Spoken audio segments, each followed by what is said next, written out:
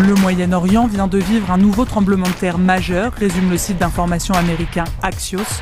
Dimanche 8 décembre, des rebelles islamistes se sont emparés de Damas, la capitale de la Syrie, mettant fin à 5 décennies de règne de la famille Assad, qui a fui en Russie, rapportent les agences de presse officielles russes.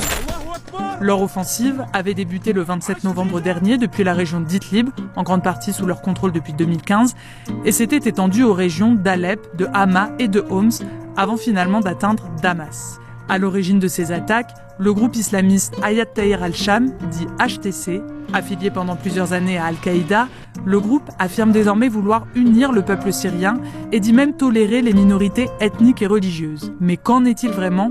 On fait le point.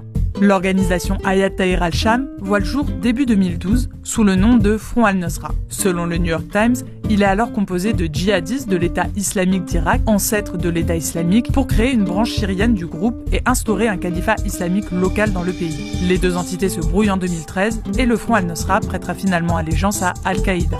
À cette époque, la Syrie est en proie à de violentes manifestations contre Bachar al-Assad, accusé d'autoritarisme et de corruption. Et le Front al-Nosra prend part à ce début de guerre civile qui a succédé au soulèvement pro-démocratie en lançant notamment des centaines d'attaques et d'attentats suicides contre des cibles loyalistes, relate le New York Times.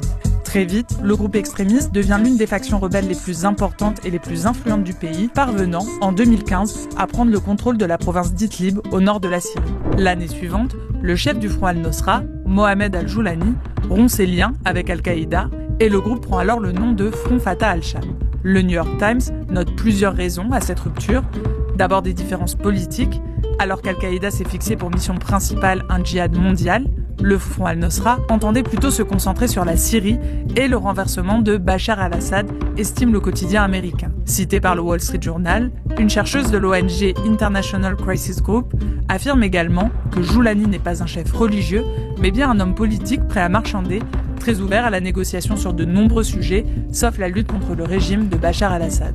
Son projet n'est donc plus de participer à la création d'un califat islamique en Syrie, mais plutôt d'administrer Idlib et à long terme le pays tout entier. Le groupe a d'ailleurs commencé à assumer les prérogatives d'un mini-gouvernement sur le territoire qu'il contrôle, en collectant l'impôt et en assurant certains services publics, écrit ainsi le New York Times, qui ajoute que l'agriculture et l'industrie se développent également sous l'autorité du Front Fatah al-Sham. Toujours marqué par un conservatisme religieux fort, le groupe se serait par ailleurs montré moins brutal et moins dogmatique que l'État islamique, dont le règne, sur les territoires qu'il contrôlait en Irak et dans une autre région de Syrie, avait été sanglant. L'autre cause du divorce entre Al-Qaïda et le Front al-Nosra tient aux alliances que mène ce dernier avec d'autres rebelles du pays. En 2017, c'est justement son regroupement avec d'autres factions rebelles syriennes qui va le conduire à changer de nom pour devenir Hayat Tahrir al-Sham. Ensemble, ils vont consolider la gouvernance d'Idlib, allant même jusqu'à créer un gouvernement de salut national qui administre et gère les affaires de la province. Ce dernier est par exemple en charge de délivrer des cartes d'identité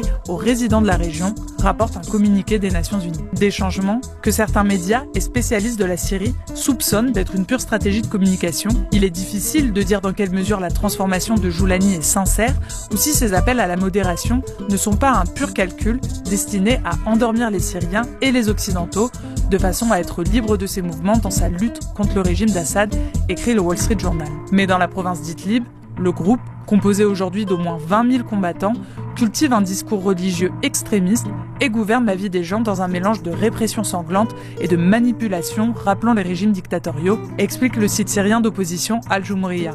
Depuis 2017 et la première administration Trump, Joulani cherche à ce que son mouvement ne soit plus labellisé comme terroriste par les États-Unis et d'autres pays occidentaux, relève enfin le Wall Street Journal, une condition sine qua non pour espérer accéder légitimement au pouvoir